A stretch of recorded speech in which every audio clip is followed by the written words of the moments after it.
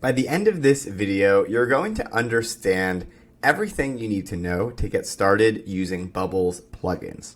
I'm the founder of No Code MBA and No Code Learning Platform. If you want to learn more about how to build in Bubble or other no-code tools with our expert-led courses, check out the link in the description or go to nocode.mba.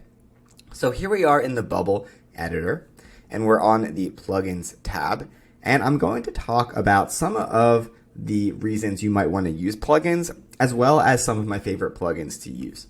So plugins are a way to add extra functionality to your Bubble app. So by default, Bubble is going to have certain functionalities built directly into the editor, but they're going to have other functionality that you're going to need plugins for.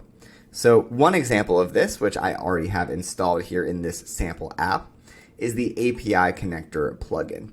So the API connector plugin allows you to connect your Bubble app to external services. Some examples of that are right here: OpenAI, stability.ai.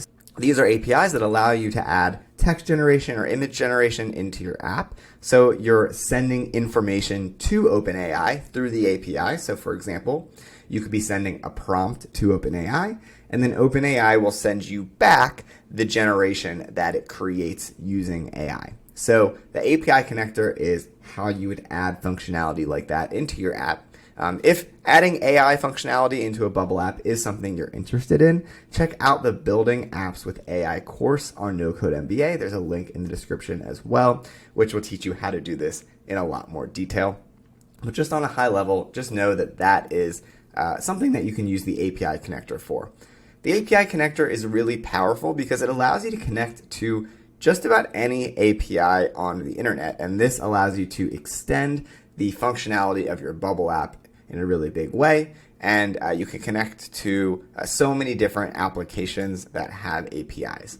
So if we go up here to the top right, we can click Add Plugins, and right off the bat, Bubble is suggesting some of the most popular plugins.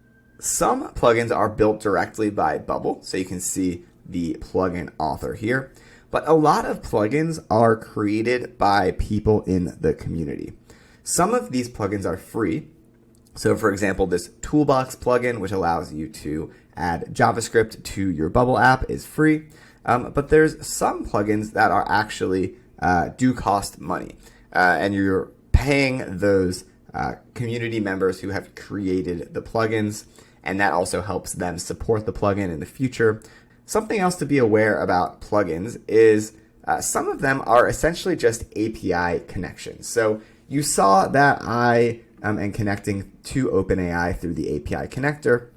If we go and click Add Plugins and we search for OpenAI, there's going to be OpenAI plugins that are essentially doing some of that API connection behind the scenes for you. So you definitely can use those types of plugins. In general, I would recommend, when possible, using the API connector yourself, because if you are using one of these plugins, you're depending on them to maintain the plugin, make sure that it is updated if the API updates, things like that. So that's just something to be aware of. On the other hand, sometimes it's really easy and helpful to just use a plugin and get started without having to build your own API connection. Okay, so a few of my favorite plugins that I wanted to go over. First is Air Copy to Clipboard.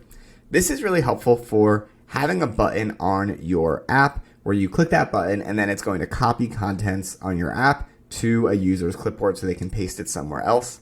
This is just a really helpful and simple plugin that I like to use in apps that need it. Another one I like is Color Picker, Simple and Beautiful. This is kind of, imagine an app where you want users to select a custom color. Maybe it's a design app and you want it to pop up and have an entire color wheel for them to choose from. This is a plugin that I find really useful for that. The Daily Video Conferencing and Chat plugin. If you want to build an app that has video chat functionality, I really like this plugin and highly recommend it.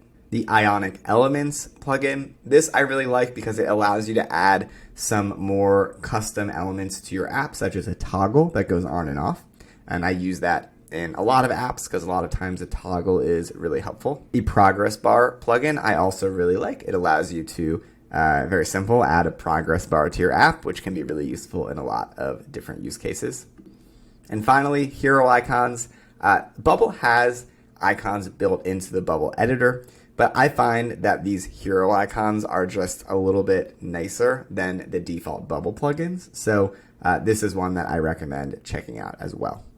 So I hope that this was a helpful overview of kind of what plugins are in Bubble, some of the most important ones or helpful ones that you could use in your own Bubble app. Now, there are so many plugins that I did not mention in this video. So again, as you're building in Bubble and you kind of realize, oh, I want to do something, usually if you search for that functionality, search the Bubble forum, most of the time there's a plugin that you can use. One thing to keep in mind is you'll see a lot of these plugins have reviews, and you can see both the version, the reviews for all versions and the current version. So this is really helpful. And sometimes, a plugin might not have very good reviews. It might have issues.